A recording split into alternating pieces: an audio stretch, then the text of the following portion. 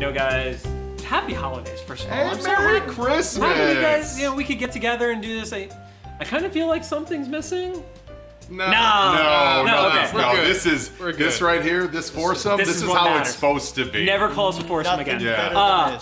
But I want to be the first. Joe, Oh I got this my God. just for you. Thank you. Yeah. Thank you. You shouldn't have. See? Well, I had to. We played Secret Santa. Well, I got you, I so know. I just don't It's trust more an you. obligation. Oh, but you got me Onslaught. You know I love classic toys. That's Apocalypse. That is that? It's from the Onslaught line. It is totally Apocalypse. Yeah. Even better. It's really cool. So cool. Thank you. And it comes with little Ozymandias. Oh my God. In case you want to recreate, it's a very specific scene. Alan, this is from me to you. Oh, thank you. Put that down. What this is. I'm gonna do this properly because I might use the gift wrapping It's a later. Nintendo 64. Yeah.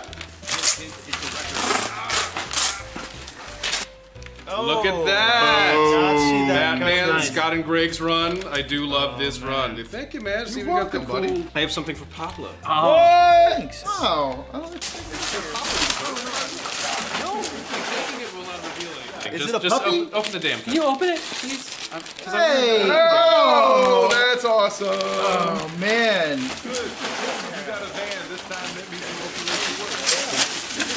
Mr. T's amazing. All right, Beautiful. come on, give me mine. All right, John. Even though you're dressed as Peg Bundy on Christmas. Says the guy in the Ric Flair shirt. Woo! Merry Christmas. Gift is a trip to Space Mountain. Yeah. In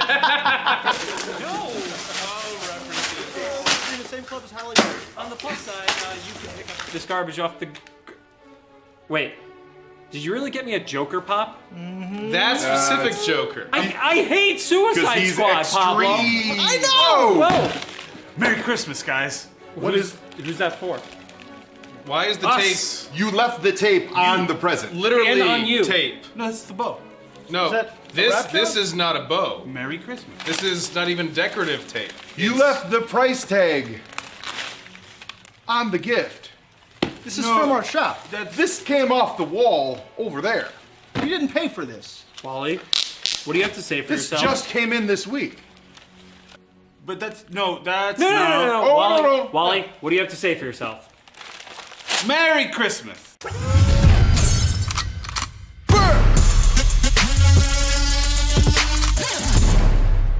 Guys, holiday season's here. Are you excited? Yeah. I'm mean, excited. Look at my sweater. I'm here. Oh, come on. What's some of our favorite holiday stuff? Like, this is all year I've been waiting for this since Since last Since year. last- since last year. I got one. And I know it's one that you're gonna appreciate. Yeah. Go back to the 90s.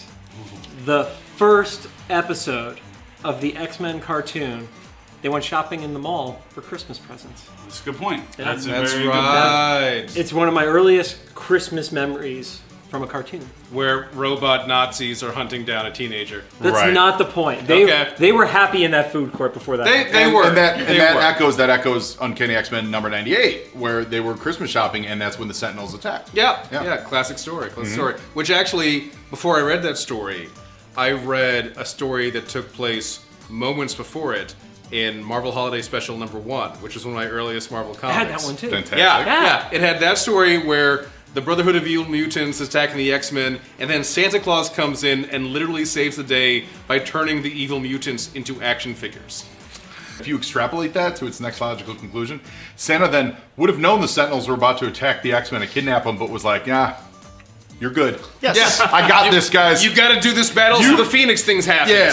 Without this, no Phoenix. I got to go. What's your favorite holiday what's thing? your moment? Well, I We were think talking about cartoons I earlier. think it's not really the holidays until you see Hans Gruber fall from that building. That's true. You Oh, know, that's the Totally angel brings argument families there. together. The Thank best- you so Best much. Christmas Pablo. movie. I've been saying that for 20 years. Best Yeah. Christmas movie ever. Not enough people recognize Die Hard though as a Christmas movie, like, because it's not overtly Christmas. Well, Christmas is But wrapping. I argue it's very overtly Christmas. Literally, Takes Carol place- of the yeah. Bells is playing during a dramatic scene. You know what my favorite Christmas movie is, though?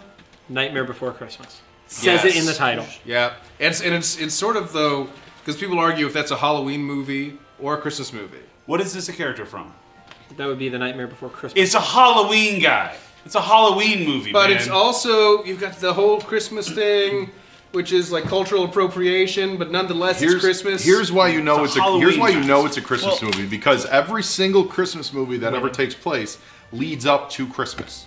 I can't think of one that, like, the first act is Christmas Day, right? And then the rest of it, unless they're circling it's back the to drunk the next day year. afterward, right? Yeah, every Christmas movie. So that's what Nightmare Before Christmas is. Yeah. It's leading up to Christmas, making it a Christmas movie. A sneaky Christmas movie that not a lot of people recognize: Iron Man 3.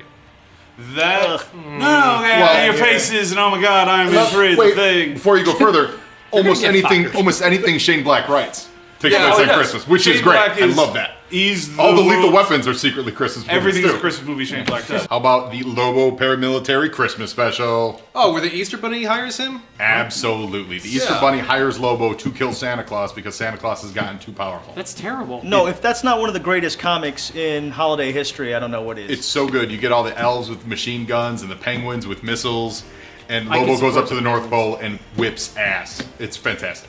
Why is it that there's so much associated with guns during Christmas for the stuff that we enjoy the most? Like, wasn't there some like a Punisher comic that took place on Christmas? Yeah. Well, also in Marvel Holiday Special. You really like that book, dude. It had a lot of good stuff in it. Yeah. Microchip. It was his babysitter as a child. Microchip challenges the Punisher not to kill anyone on Christmas, and so Punisher disguises himself as one of those Santas on the sidewalk, and he wears the whole beard and the costume.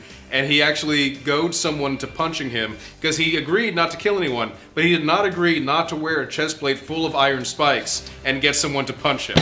So he maintained the Christmas spirit in the way that only the Punisher will do. In the 90s. And that's not fatal, obviously. So no, it just really, really hurt. Thank you, 90s. The natural extension of that, obviously, just in geek culture, is the Christmas specials on Futurama. Yes. Which are all about so how the Santa robot who did all the naughty lists and realized just the entire race of humans are on the naughty list, so therefore they should all be blown out of the sky. Yeah. It's very Sentinel-esque.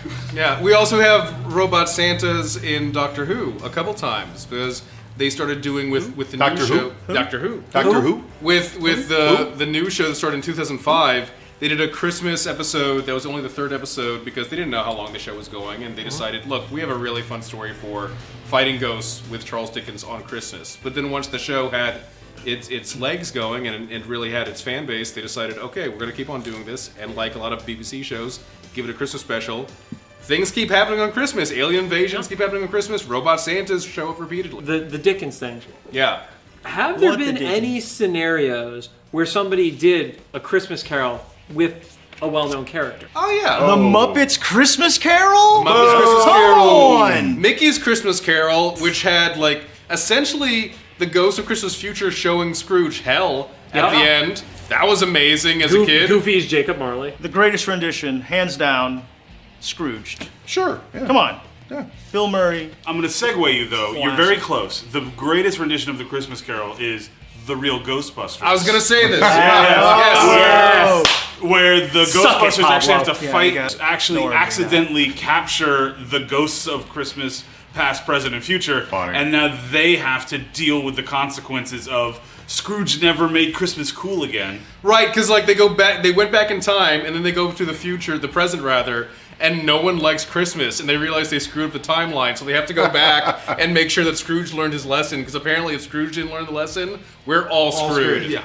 When the fictional character doesn't learn the lesson, all of humanity's screwed, totally. Any discussion of television Christmas celebrations, you can't overlook the Star Wars Christmas special. I think you can. I'm sorry. The Star Wars holiday special. Because it was Life Day. It was Wookiee Life Day. Wookiee Life Day. I also really love, back on animated stuff, Holiday Nights in the Batman animated series. Oh, yeah. You had a bunch of stories, but then it all came down to Gordon and Batman having some cocoa. That might be the greatest character interpersonal relationship, Gordon to Batman, I have ever seen. Yeah. Just the weight of just everything that's going on, but there's this tradition that they do that just shows them as two humans. Yeah. That they understand the humanity of one another, and they understand the holiday spirit, and that they need that little moment to say, hey, listen, we're about to do this again for another 365, but we have this for right now. Well, there was that classic Batman issue from the 70s where he and Gordon convinced Batman to go caroling with the Gotham Police Department. and he was like, the city's gonna be safe. You've done enough in the city, and so you see how his influence changes people's lives and minds, because either the criminals think they see him, so they stop what they're doing, or someone thinks about Batman, oh, Batman wouldn't want me to kill myself or whatever. And the Batman never throws a punch, and he literally carols with the Gotham City Police Department. The 70s were a weird time. It was so great. And even the first season of Batman the Animated Series had the Christmas with the Joker episode, in which, like, that was a fun adventure, but the real thing that hit me as a kid was that Dick Grayson... It was that Dick Grayson sat Bruce down and said, "You've never seen A Wonderful Life, we're going to watch it." And I just love that idea that Dick Grayson would occasionally have to introduce Bruce Wayne to general pop culture that the rest of us take for granted. Because, of course, Bruce wasn't watching movies during his 10 to 18 years of training. Right. You know, he was doing his thing. And it was great to see, like, this is what actually Robin as a whole brings to Batman, that humanity, to say, let's sit down and watch a movie. Expressing from that, and within that same universe, my favorite 30 minutes of a holiday cartoon, maybe ever, is from the Justice League, the animated series. So good. Where there's that first... Comfort and Joy. Comfort and Joy. There's this really great story with the Flash and the Ultra Humanite where they're bringing gifts to the orphans, and this is a villain that's actually been a villain in a few of the episodes so far, and you see the sort of, like, humanity of, like, orphans need gifts on Christmas, and this is really important. But the real big stinger on that episode, that real brings it home to me, is Superman brings Martian Manhunter home for Christmas. What was the core of this episode was this relationship that Martian Manhunter's had with the characters up to this point in time. It was detached, and he really found some humanity and understood what it meant to be a part of this race that is not his own. It really was his perfect gift on Christmas. It's true. Have you ever gotten the perfect gift on Christmas? So I actually, when I was young, I was a big fan. We talked a little bit about the Ghostbusters, the real Ghostbusters before. But when I was a kid, my mom gifted me one year for Christmas. And I just remember this moment of running downstairs to the entire firehouse toy set from the real Ghostbusters toy line with almost every available toy at the time. So there was like 16 other little ghosts in the 4 Ghostbusters, and it was just this beautiful, seared into my brain moment of coming down Christmas morning and just seeing a fully put together play set with all the toys, because that's what Santa does. He doesn't just wrap your gifts, he sets them up for you. Yeah. All right, what about you, Joe? Classic God. Well, I remember one year I wanted Castle Grayskull, and Because he's older. because I'm a little older. So I just randomly was opening a closet to get a towel, and I was staring face first to Castle Grayskull. This was about 2 weeks before Christmas, and I ran into the other room, and I was super excited. I say to my sisters, I go, "Oh my God, there's a Castle Grayskull in the closet behind me." Later, I would find out that they then kept my attention while my mom moved it. So when I took them back to the closet, it was gone. They gaslit It The magic of was Santa. gone. They made you think It you were was crazy. gone. You were imagining things. And honest to God, I didn't get it that Christmas. My mom took it back to the store, and I got it for like Easter or for my birthday or at some later point. Mama Slepski. And later on, she said, "Well, you were snooping for your presents." And That's amazing. No, I was not snooping. I wanted a towel. Teach you a thing or two. How dare you be clean? I think my best geeky presents that I got on the holidays were I'm a man of simple tastes, and there was someone got me. My brother actually got me this Superman wristwatch, which had the Golden Age version of Superman drawn on it, but then at the 12, 3, 6, and 9 mark. His legs were just pointed right up in the air. No.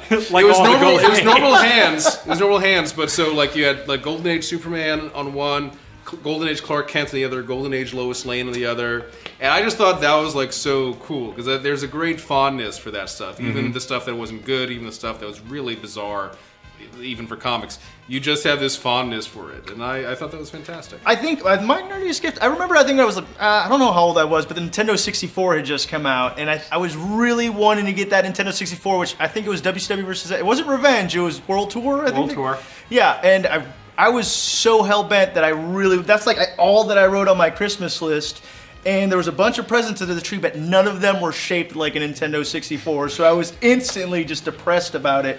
And I think on Christmas morning, I opened up my first gift, which was like the smallest box. I think it was just like a power supply. And I'm like, what the hell is this? And I started opening the other gifts, and it was all the other individual pieces for Nintendo 64. I did not get in WCW versus NWO World Tour, though, but I did get Star Fox. And I'm a huge Star Fox fan. Star Fox, he has a special place in my heart, specifically because of that Christmas. But a few months later, I did end up getting WCW versus NWO World Tour. That is the peril. That is the peril of giving group gifts. Like your mom lumped it all together because otherwise you open it and it's Venkman's shoe. I don't think you know what accessories were sold for the Ghostbuster. So, John, what was your geekiest Christmas gift? You mean aside from this wonderful Joker? Yes. That's the best one. Pablo. Shut up. So Love thoughtful. that. Best Joker ever. You ruined my Christmas. Just good. I feel like you ruined your own. You're talking to him this time. He must not be a Papa Roach fan. No. Who isn't? This is my last resort, guys. Great. This is Juggalo We Joker. need to do something about this. Maybe Just like if you a buy shake. something once in a while. It's the worst Joker ever. No, it isn't the worst Joker ever. You're the worst Joker ever. No. That's the business card holder. Hey, that is. Merry Christmas. Happy holidays, guys, from those of us here at Whiskey and Waffles and another comic shop show. I don't know what Pablo's doing Put on the stop. ruin. Merry Christmas. Make sure to check out other episodes. There's links to everybody's stuff in the description. Buy our mug. It's a really weird holiday every time we do something on this channel. isn't Watch it? Wildcat Sports. Yeah, Listen we to my know. podcast, Joe on Joe.